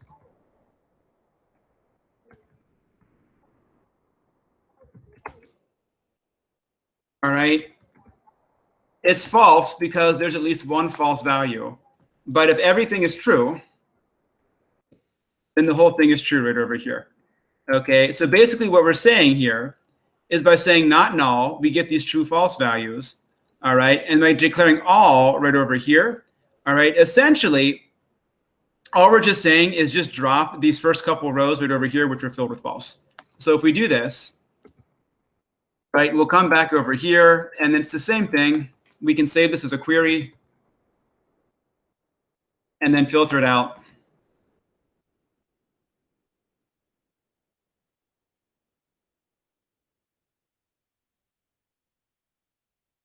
And then take all the columns right over here. Okay, and then when we're done, basically all we just did is we just dropped those pesky little rows, which were entirely empty. Okay, so now this is the new beginning of our data set. Capiche?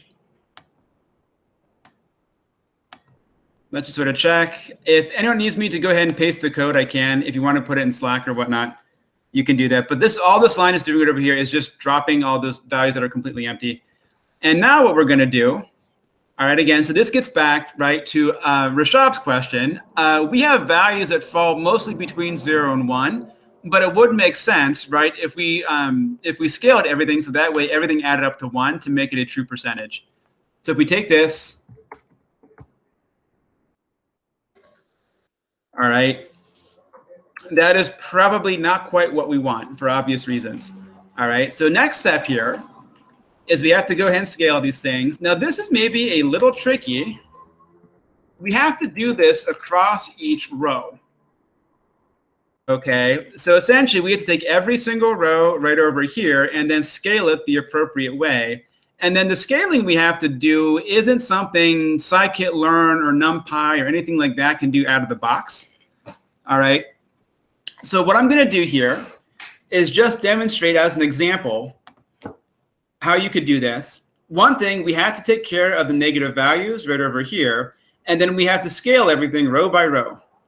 All right, so first off, let's just to demonstrate, let's save the first row.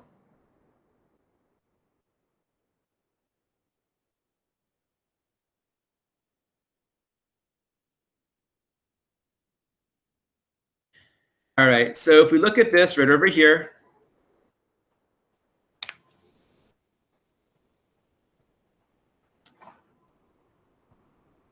all right, and then we actually probably want the values.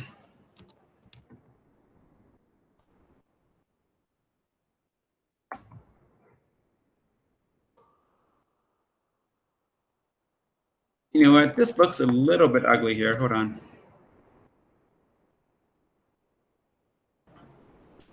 Let's try this. Let's grab the first row this way. And then let's grab, basically what we want to do here is we want to grab every single column except the date column. All right, and so using iloc might be a little better. So just a real recap, right? So iloc stands for index place location. So we're saying grab row at index position 0, and then grab the columns at positions 1 through the end, which is basically everything but the date column. So let's try this. Let's get a syntactic error because you don't actually need those parentheses right there. You can just do that. Okay. Okay, so here is our first numeric row. All right, so what we're going to do here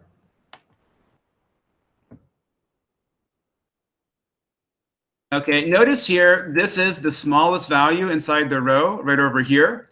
So first thing you would do here to make sure you scale this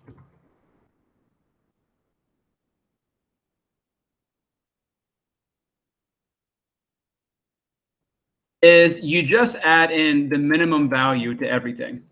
All right, because now if you do this,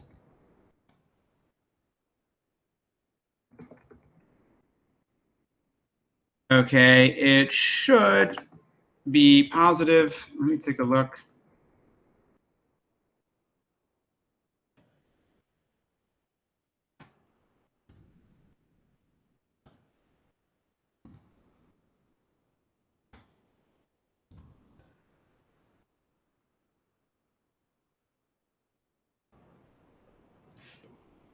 Yeah, you know what? Hold on 1 second here, everyone. Let me just back up one little bit here. This was not actually giving us, 1 second here. You know what I'm going to do here? I am actually just going to go ahead. Sorry, I made a small hiccup. Let me go ahead and go back up, get this one. Sorry, I am getting my signs here. So what we want to do here is add it in by the absolute value. Okay, and so now, there we go. Okay. All right, so now the idea then, all that does is we just scaled our data up by the largest negative value, so that way the smallest value is now at 0. Is everyone with me? Make sure we're good? Okay, we're doing this on one row, but then what we're going to do is we're going to do it throughout the entire data set. What's the thinking behind adding the minimum rather than simply setting values lower than 0 to 0 if we know they're very small? The idea is it's probably, Lisa, just a little bit more accurate. I mean, it probably wouldn't matter too much. The idea, though, it just scales everything up by exactly the same amount. Whereas if you took negative values and then set them to 0, your results probably wouldn't be that different. But at the same time, though, your final values, when you scale everything by the total amount, it wouldn't add up to 1 exactly. Because essentially, if you have something that's maybe negative, 0.03 or negative 0.01, and you maybe have that in 4 or 5 different places, and you set it all up to 0, that essentially are values that you basically just sort of subtracted entirely from your row. Whereas if you just scale everything up by the largest negative value, you're not losing any information at all. So if you just set everything to 0 and then summed everything up, again, because these values are small, there's a good chance it wouldn't make that much of a difference, but they wouldn't add up to exactly 1. So we're preserving some of the variance. Yeah, that's basically, yeah, we're just preserving like the actual scale of the data itself. Whereas if you just take something like negative and set it to 0, you're actually destroying some of the scale itself and just squashing it entirely and not getting it back. So yeah, we're just preserving a little more of the variance. Although it's definitely true, most of these negative values are negative by a very small amount. So it probably wouldn't add up to very, very much. Each row would add up to maybe 0.998 or maybe 0.995 or something like that versus 1 exactly. But technically, it is actually the appropriate way to scale things if you need to get percents and you have negative values. So if you actually want to sort of walk the right line, things along those lines, this is the best way to do it. Other questions? Okay. Okay, anyways, now if you take a look at this, if you take the row and then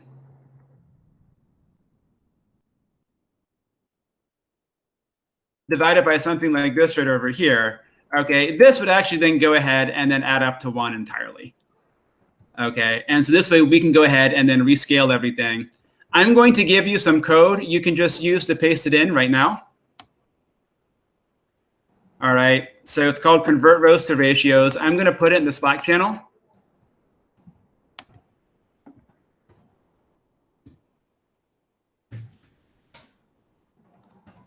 All right, so you just want to copy and paste it. And so basically the variable I have that is estimated ratios right over here is what you want to put into that. So essentially,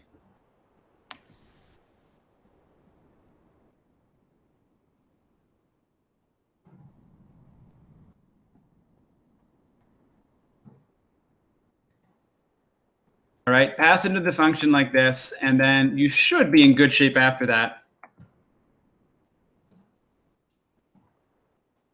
All right, so let's do this.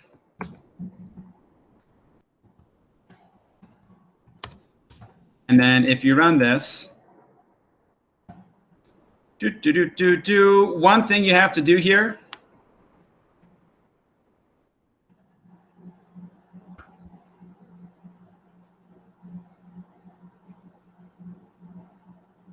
Let's take a look at this line to make sure we know what it does. So estimated ratios. Okay, notice here the index, it's not entirely clean because we dropped the first 5.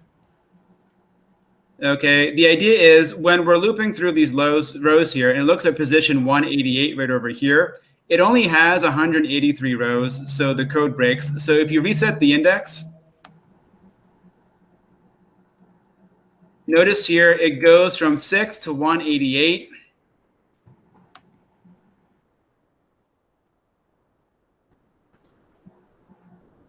Starting back all the way at 0 and then going to 182. The function that we use over here, it uses iloc. And so if you give iloc too big of a number, it'll kick off an error message. So the way we should pass this in, ratios, then reset index, and then drop it right over here. Okay. And again, the reason behind that is just so that way this line right over here will go ahead and work. That's the idea behind it. Okay, so let's go ahead.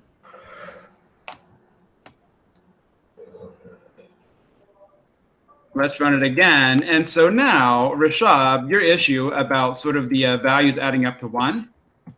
Now if we take a look at this and then we add everything up together, okay, it would look like that. All right, and so now we have true portions.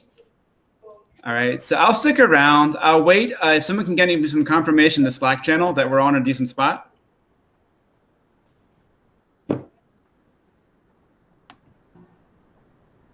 And again, Lisa, to maybe circle back to your point, if we just squash the negative values entirely, we wouldn't quite have these clean values over here. Yeah, and we just sort of be storing some information within our data set.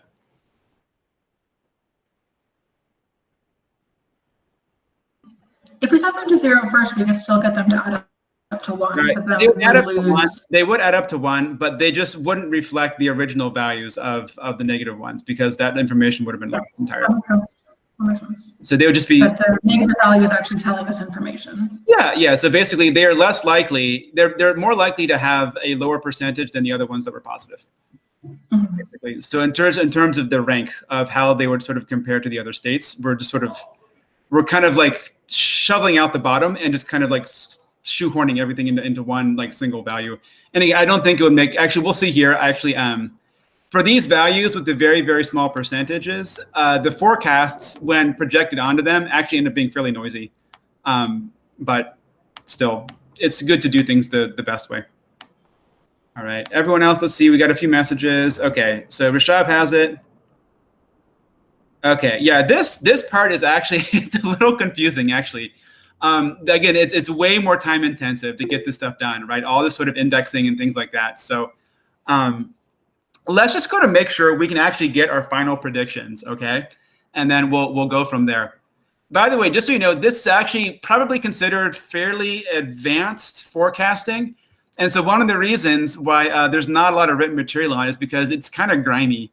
And, you do kind of wander out into no man's land a little bit when you get into this zone. But in any event, it's an important topic, so it is useful for us to be familiar with it. Let's take a look at our predictions data frame.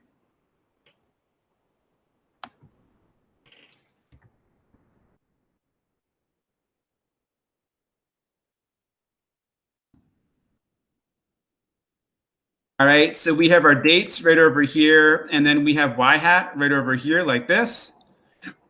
Right, these are the initial predictions. Let's go ahead. All right, and now we have estimated ratios right over here. All right, so finally what we'd like to do, right, is project these predictions onto our final data set. All right, so what we're gonna do here, all right, another merge. I'll paste this into the Slack channel.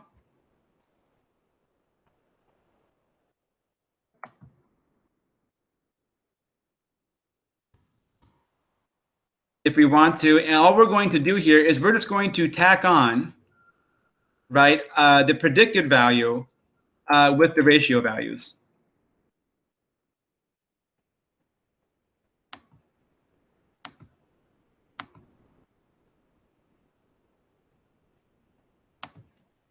So if we do this, right, we basically now, it's going to be a bit easier here just to take this column right over here and then multiply it by all of our ratios right over here to get the predicted values for each of the individual states. Okay, and the same thing here, you have to be careful about the indices, which is why we did the merge. All right, because if we merge on DS, we're going to make sure we're only taking the y-hat values that match the date on this one right over here like this. So you have to be careful about the index. So let's save this.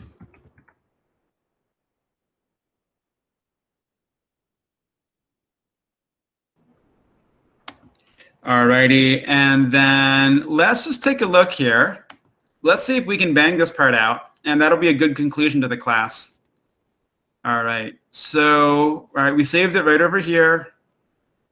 Okay, and then the final thing we're going to do here.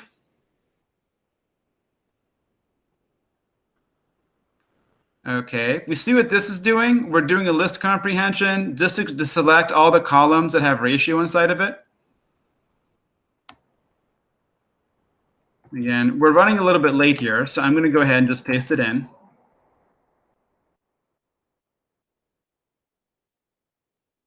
Okay, but all we're doing over here is we're just getting these things inside of a list.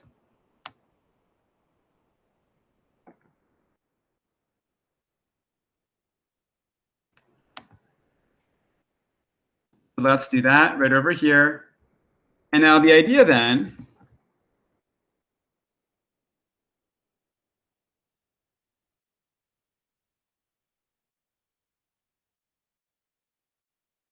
all right, this is our data set with just, right, the ratios right over here. And so what we want to do now is we basically just want to take the y-hat column,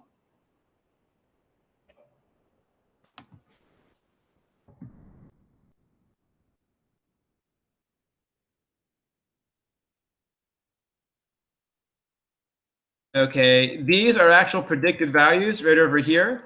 And then we want to take these, and then basically for every single one of these values, we want to multiply them across each of these individual rows right over here, and that'll give us our predicted values for each state for every single day. All right, and let's do that, and that'll be a chance to wrap up class. There are a few more details we can talk about, but that's probably best left for the next time. So let's go ahead.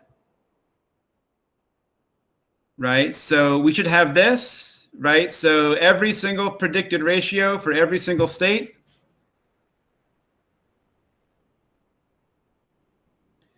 All righty. And then this right over here, this will be the final line, okay? We'll take a look at this one. So I'll paste it in the Slack channel. We'll walk through this, and then we'll go ahead and then call it a day. And then we'll pick up where we left off here in about 10 days.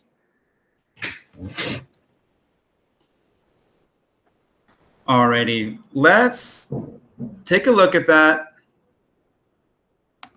And then I'll paste it in over here, and let's just kind of see if we know what we're doing here. Let's make sure we get it. So let's take a look at this line right over here, prids underscore df.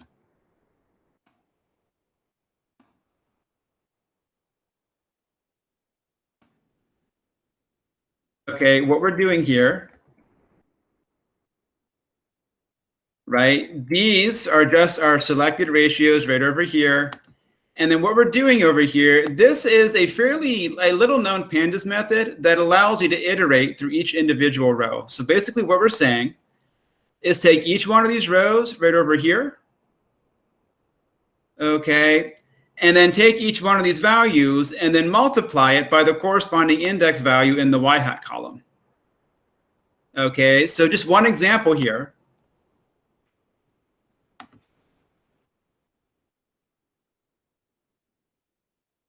So here's one row right over here. And then if we look over here,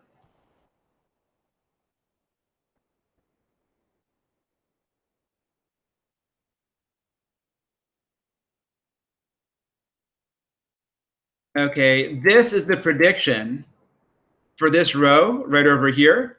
So essentially, if we do this,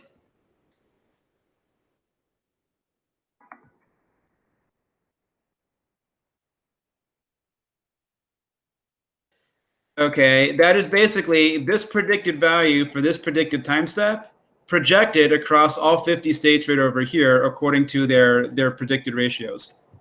Okay, and so on day one, all right, this would be the expected number of cases for all 50 states. And so this line right over here just does that and loops through the entire data frame and then does the same operation row by row for the entire thing. And so then if we were to take this,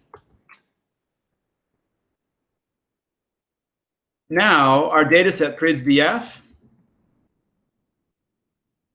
all right, effectively took our top level data set, okay, our top level forecast, and then now for every single state, for every single time step, we have our predicted values of COVID-19.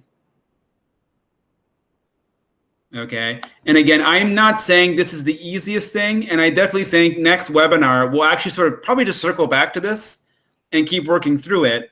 But these are some of the nuts and bolts of hierarchical time series forecasting. All right, let's see how we're doing here, okay? I agree there's a lot of tedium involved, right? There's a lot of merging and looping and joining and indexing. But as far as I actually don't think there's a way to get around it. And this is actually one of those areas where R has slightly better coverage of these sorts of things because it's a bit more of statistical minutiae and not quite as computer sciencey. But this is pretty much what the terrain looks like if you want to do this sort of work. So let's see what kind of questions we have. And I definitely think we'll continue with this the next class because this is fairly complicated material. So it'll probably do us well to spend a few more classes with it. But anything I can answer for you wonderful people.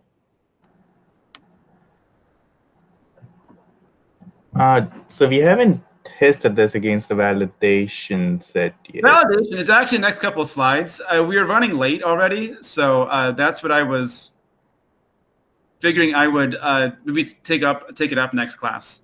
Okay. The idea here, if you want to go through it very quickly, you'll see here the top level forecast is fairly accurate. When you disaggregate it down to the individual states, your results tend to be a bit more mixed. If you want to stick around here, okay, so individual forecasts for each individual states. I will just kind of walk through this. You can actually take a look at the slides if you want to later on. They're in the Slack channel if you want to go ahead and look at them. But basic idea here, we have this stuff. Okay. And then we have more of this right over here. DF val group by, let's take a quick look.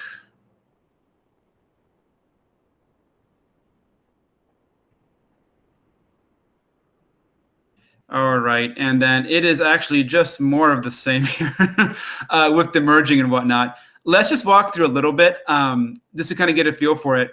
I'll tell you what, Rishab, I will just sort of go through some of the slides, and then next class we'll go ahead and then take a look at it. But basically here, if you get individual states for each individual date for aggregate predictions, this is what they would look like right over here. And again, you have to do different types of merging to go ahead and get these things side by side. And then the idea here is the mean average percent error, which we've been doing so far, comes out to something looking a bit like this. And so the average is about 0.1. And then it's about 0.05 through the first 6 or 7 and tends to get a little bit larger towards the end, right over here. And then calculating this at the state level, I think it's probably too much more than we have time to do right over here. But the idea then, again, we'll talk about this more in detail next class. So we have individual state level predictions right over here. Okay, and then this is a step that honestly is fairly complicated. you have to get indices for both the validation data and then the PRIDS-DF data right over here, and again, do another merge. But essentially here, for each state, right, for each validation date, these are the actual values right over here. Okay, and then same thing, you get the actual state values.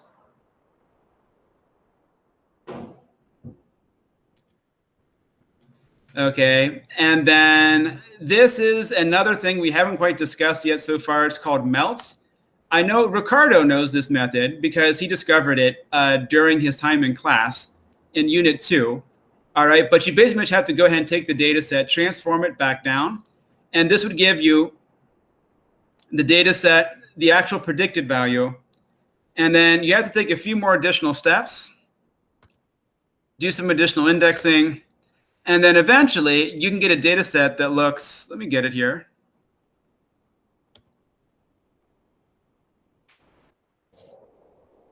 Again, you have to do another merge, but then eventually you can go back to a data set here where for every single state, for every single day, you have the actual value, and then you have the predicted value right over here like this. And then it tends to be true for the larger states, the accuracy is not too bad. For the smaller states, you actually consistently overshoot quite a bit. So if we look at this right over here, and this is the validation data, Rashab. So for something like Alaska or Wyoming, where there aren't a lot of case counts, you typically have consistent overshooting, because the idea is if you have maybe 40 or 50,000 cases and you're trying to predict some fraction of a percent of that, even if it's very, very small, it's still coming out to be a few hundred cases per day. Okay, but I think there are probably more steps there than what we could do right now. So it's probably best just to leave that until next time. And then I can actually also attach the workbook if any of you want to work through it and take a look at it. But I felt like today's class was probably a bit on the difficult side. Maybe not. Okay, it actually is pretty cool, right? I think it's pretty interesting how you can kind of sort of like take things and project them onto other things and stuff like that. Bottom line is though, the scores for this one were much better at the top than they were at the bottom. So probably what will come next, we'll spend more time on this segment, like understanding how to go from a top level prediction and then how to project it onto your individual states and things like that, and how to calculate things. Again, there's a lot of indexing and grouping and merging and things like that. And then probably what we'll do then is we'll try the bottom-up approach and see if that one works better. Okay, but it's generally true. If you have the bottom-up approach, your individual forecasts are better, but your aggregate forecasts tend to be a bit weaker. And then if you do top-down, your aggregate forecasts tend to be pretty strong, and your individual state forecasts tend to be a bit more inflated or varying from in one way or another. Okay. Other questions so far? And there is silence. Okay, all right. Well, it's probably a good time to go ahead and wrap it up since we're running late. Obviously, the Slack channel will be open, and then the video will be up, probably in a few days if my video editing software doesn't throw up. And then I'll also post the notebook and slides as well, so if you want to go ahead and take a look at things. And we'll spend the first half of the next webinar going over this again. Jonathan, what are you thinking for the timing of the workshops? I had assumed that the last one was going to be on a Saturday, so I was about to log in and realize it had been on a Thursday. Yeah, it's probably going to be Saturday, Thursday, off and on. Okay, thank you. You're welcome. Other questions? And then the idea is we'll finish out this set, until it feels like a good time to go ahead and wrap up with it. So again, probably I'd say 2 to 3 more classes, and then we'll just move on to something else. All right. Anything else? No, this is really good. Thanks. Yeah. I actually, honestly, guys, I think this is pretty differentiated stuff. Like it's not very cookie cutter, right? So it's not like we are using libraries, but there's a lot of additional programming and then indexing and stuff you have to do to sort of get your final results. But I think it's kind of a good foray into stuff that's honestly, I think it's probably a bit more intermediate versus just kind of like taking some methods and function calls and just applying them explicitly. So the water's a little deeper than probably what we've covered up until this point, but still it's good, right? So we'll meet again here in a little bit of time. It'll have sunk in, so we'll all be wiser for it. And then it'll probably go down much more smoothly the next time we discuss it. Beautiful. All right. All right, everyone. Talk soon, okay? Yeah. Thanks, All right, Jonathan. bye-bye. Thank you. No problem. Actually, here, I will